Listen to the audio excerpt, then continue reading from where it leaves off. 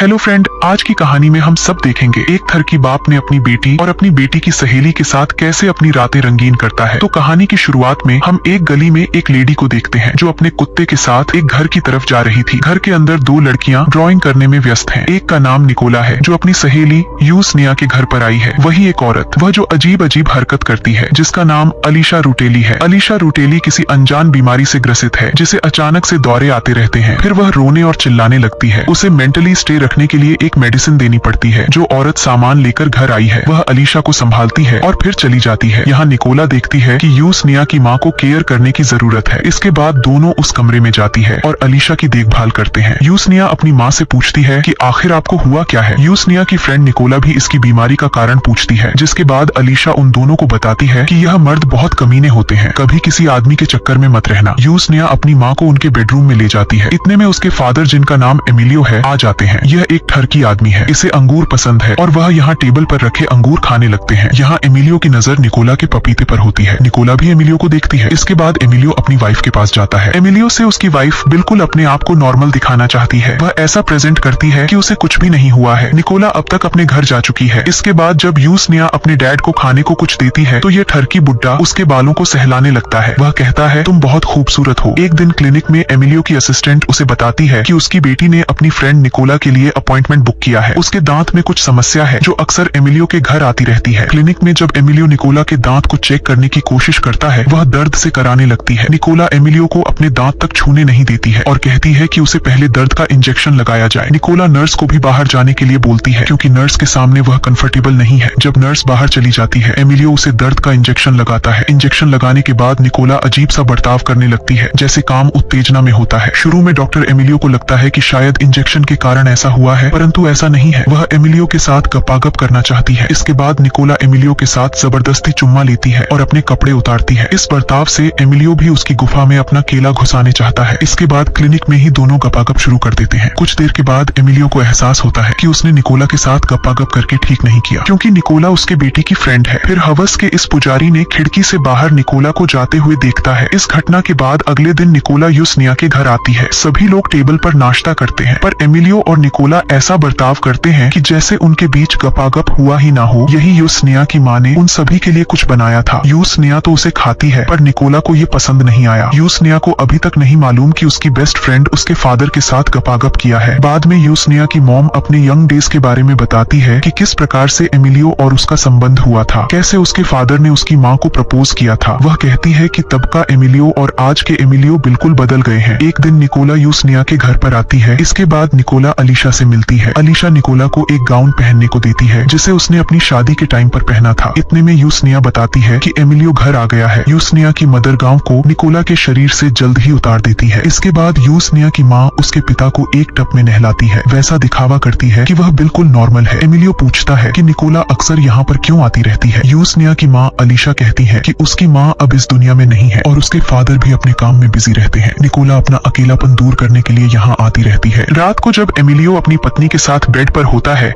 तो उसे निकोला की याद सताने लगती है। एक दिन एमिलियो अपनी कार लेकर यूसनिया के स्कूल के सामने पहुंचता है। यहाँ वह देखता है कि उसकी डॉटर किसी लड़के के साथ बाइक पर बैठकर जा रही है। घर जाकर एमिलियो देखा है कि उसकी बेटी किसी से फोन पर बातें कर रही है। एमिलियो इस बातचीत को दूसरे फोन से सुन लेता है। यूसनिया कहती है उसके शरीर के कुछ जगहों पर कुछ निशान है। बहुत जल्द वह इसे अपने बॉयफ्रेंड को दिखाने वाली है। इतना सुनते ही एमिलियो यूसनिया के पास आता है और उसके ड्रेस को उतार कर उसकी बॉडी चेक करता है, पर यूसनिया के अंगों पर कोई निशान नहीं है।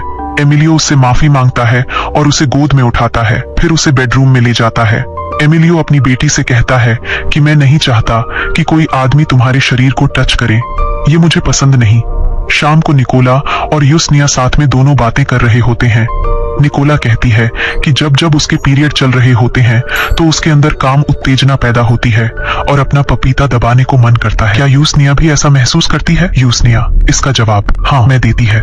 अगली सुबह एमिलियो अपनी बेटी से कहता है कि हमें तुम्हारी माँ के इलाज के लिए उसे क्लिनिक ले जाना होगा। इसके बाद अलीशा को अस्पताल ले जाया जाता है। अस्पताल में ऐसा लगता है कि अलीशा सचमुच पागल हो गई है। घर आने के बाद हम अलीशा को उसकी मेट के साथ देखते हैं। कुछ देर बाद एक डिलीवरी बॉय उसके पास आता है। मीट की थैली लेकर मेट घर के अंदर चली जाती है। इसके बाद हम देखते हैं कि डिलीवरी बॉय और अलीशा के बीच में खूब सारी बातें होती है। यहाँ डिलीवरी बॉय अलीशा को फ्लर्ट कर रहा होता है और तभी एमिलियो आ जाता है और वह डिलीवरी बॉय को यहाँ से जाने के लिए बोलता है। अगले दिन एमिलियो अपनी डॉटर को पिक करने के लिए स्कूल जाता है। यूसनिया निकोला से कार में बैठने के लिए रिक्वेस्ट करती है। इसके बाद ठरकी बुड्ढा बहुत खुश हो जाता है। वही कार में यूसनिया निकोला से कहती है कि तुम मेरे फादर से एक अपॉइंटमेंट लो, मेरे पिता बड़े अच्छे डेंटिस्ट हैं। शाम को निकोला एमिलियो के क्लिनिक पर पहुंच जाती है। निकोला एमिलियो से अपना ढोल बजवाना चाहती है। एमिलियो को भी इसी दिन का इंतजार होता है और दोनों आपस में गपागप शुरू कर देते हैं। इसके बाद एमिलियो बताता है कि उसने निकोला को कोई एनेस्थीसिया नहीं दिया। इसके बाद निकोला का मूड बदल जाता है और वह जाने लगती है। वह कहती है कि आप जैसे डॉक्टर का कोई भरोसा नहीं। इसके बाद एमिलियो अपने आप पर बहुत सॉरी फील करता है। घर आने के बाद हम देखते हैं कि एमिलियो बहुत उदास बैठा होता है। तभी उसकी बेटी उसके पास आ जाती है। एमिलियो की नजर यूसनिया के दोनों पपीते पर चली जाती है। इतने में यूसनिया एमिलियो की गोद में बैठ जाती है। अब एमिलियो अपनी बेटी के अंगों को सहलाने लगता है। यूसनिया अपने फादर को किस करती है। तभी एमिलियो को ही एहसास होता है कि यह गलत है। वह उठकर अपने रूम में चला जाता है। अगले दिन जब एमिलियो अपनी बेटी को उसके स्कूल से पिक करने के लिए पूछता है, तब यूसनिया कहती है कि उसे शॉपिंग करनी है। निकोला भी इनके साथ आती है क्योंकि आज यूसनिया का बर्थडे है। शॉपिंग के दौरान एमिलियो निकोला के अंगों को घूरता है। उसके मन में सांप गुफा का सीन आता है। इसके बाद निकोला और यूसनिया वहाँ से निकलकर बाहर आकर बस में घुसते हैं। बस के अंदर कंडक्टर जब निकोला और यूसनिया को देखता है तो उसके मन में चुलबुली मचने लगती है। वह निकोला के बॉडी पार्ट को छूने लगता है, जिसके बाद कंडक्टर से इनकी बहस हो जाती है। फिर दोनों बस से उतर जाते हैं। शाम को यूसनिया के घर पार्टी होती है और उसकी सारी सहेलियां यहाँ पर आई होती हैं। इस समय निकोला उसकी मॉम के साथ है। इसके बाद यूसनिया अपनी सारी सहेलियों को अपनी मॉम के कपड़े पहनने के लिए देती है। यूसनिया खुद वो गाउन पहनती है जिसे पिछली बार अलीशा ने निकोला को दिया था। निकोला को यह पसंद नहीं आता है कि यूसनिया की माँ का गाउन यूसनिया पहन रही है। इसे लेकर उन दोनों में बहस हो जाती है, जिस पर यूसनिया उसे कहती है कि तुम अपने काम से मतलब रखो। इसके बाद निकोला दुखी हो जाती है। उधर अलीशा सबके लिए पियानो बजा रही होती है, पर निकोला एक कमरे में अकेली उदास बैठी है। तभी वहाँ पर एमिलियो आ जाता है। वह देखता है कि निकोला यहाँ पर उदास बैठी है। यहाँ एमिलियो सोचता है कि अब इससे अच्छा मौका नहीं मिलेगा। वह निकोला को अपनी बाहों में भरता है। निकोला भी उसके साथ गपागप वाला युद्ध शुरू कर देती है, जबकि बाहर पार्टी चल रही होती है। ढोल बाजवा लेने के बाद निकोला पार्टी से चली जाती है। कुछ दिन के बाद यूसनिया अपने पिताजी को बताती है कि उसकी एक फ्रेंड प्रेग्नेंट है। वह अपने फादर से पूछती है कि क्या इसका इलाज हो सकता है। एमिलियो सोचने लगता है कि कहीं वो निकोला तो नहीं जिसके बारे में उसकी बेटी बात कर रही है। अगले दिन एमिलियो निकोला के पास जाता है और पूछता है कि क्या तुम प्रेग्नेंट हो। निकोला कहती है कि आप चिंता न करें। इसके बाद निकोला को एमिलियो गले से लगा लेता है। एमिलियो अपना सांप यहाँ निकोला के गुफा में भेजना चाहता है, पर निकोला मना कर देती है। घर आकर एमिलियो देखता है कि यूसनिया किसी से फोन पर बातें कर रही थी। यूसनिया ऐसा दिखावा करती है कि वो निकोला से बातें कर रही है। फिर एमिलियो की गंदी नजर यूसनिया के मास्क पर जाती है। एमिलियो के अंदर चुलबुली मच जाती है और वह अपनी बेटी के साथ भी गपागप करना चाहता है। यूसनिया भी अपने पापा को अपनी गुफा के दर्शन कराना चाहती है। यूसनिया को जबरदस्ती सुलाकर